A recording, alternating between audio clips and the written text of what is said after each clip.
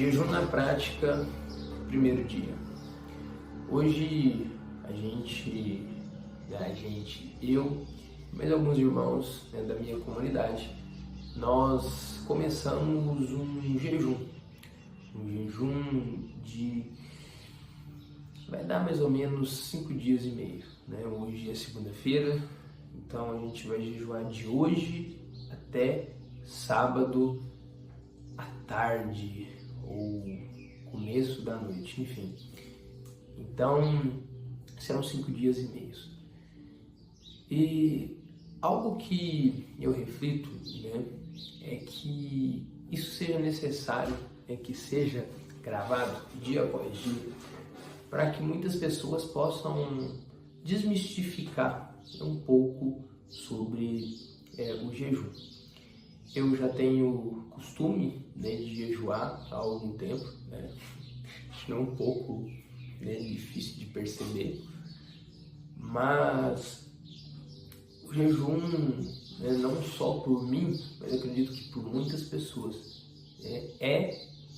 pelo menos para mim já foi, mas eu vejo que também para muitas pessoas, assim como eu, já teve o mesmo problema de falar assim: nossa, mas se eu ficar muito tempo sem comer, se eu ficar muito tempo sem me alimentar, eu posso morrer, sei lá, ficar doente.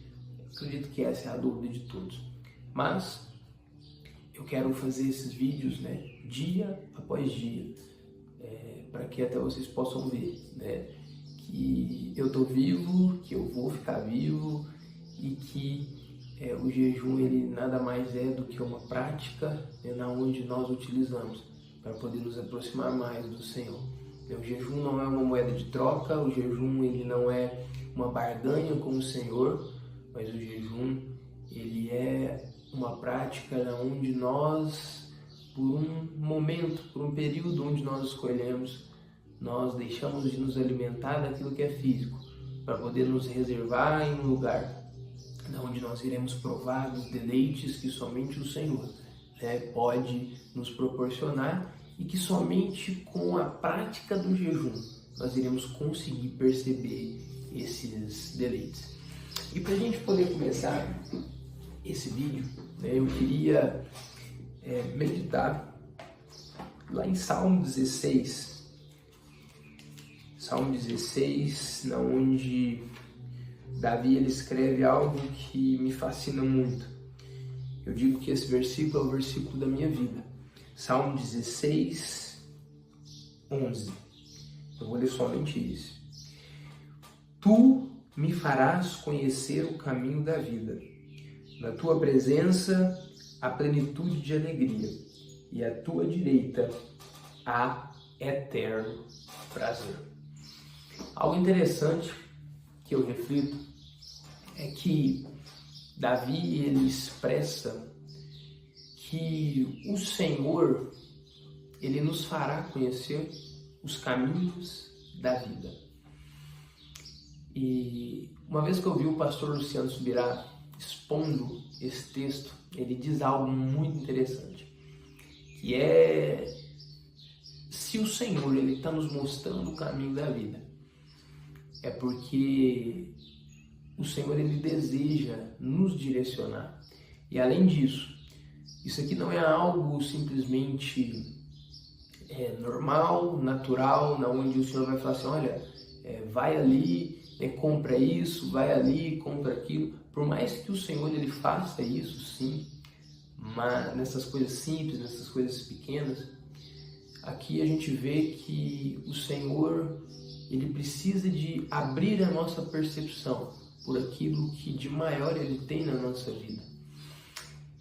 Então, quando nós entendemos que precisamos e necessitamos de fazer com que o Senhor ele abra o nosso entendimento, nós começamos a realmente enxergar os caminhos, nós começamos a realmente ver para onde o Senhor quer nos direcionar. Tu me farás ver os caminhos da vida. E é necessário que nós venhamos ter essa percepção de que é necessário que o Senhor ele nos mostre o caminho, que ele nos mostre aquilo que nós devemos fazer, para onde nós devemos ir, qual o propósito do Senhor na minha vida. Eu vejo que quando nós tivermos dentro do caminho, que seja o caminho que o Senhor ele deseja para nós, que seja o caminho da vida, nós iremos provar da presença do Senhor, né, a plenitude de alegria. Só que algo interessante é que muitas das vezes os caminhos que o Senhor ele nos mostrar não serão caminhos que no primeiro contato será algo que será prazeroso e agradável. Porque muitas das vezes nós pensamos que eu vou viver a vontade do Senhor. E muitas das vezes a vontade do Senhor não é a nossa vontade. Muitas das vezes, ou melhor, na maioria das vezes, ou de forma total, a vontade do Senhor não é a nossa. E quando o Senhor ele nos mostra um caminho, é difícil de ir em direção a Ele. Porque dói, porque machuca, porque muitas das vezes a nossa vontade ela é grande, né? E como crianças birrentas, junto com o pai, a gente quer fazer aquilo que a gente quer fazer.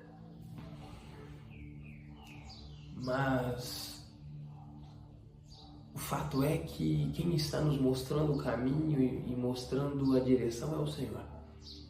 E o Senhor, Ele tem a sua vontade perfeita. E por mais que Ele nos mostrará o caminho, quando nós nos colocarmos para poder realmente ir em direção a Ele,